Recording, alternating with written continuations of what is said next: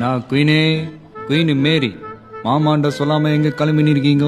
அம்மா சொல்லக்கூடாதுன்னு சொல்லிருக்கேன். ஓ சிலு பட்டாசுலாம் ஜாஸ்தி ஆகுது. கோயா என்னப்பா கம் கியர்.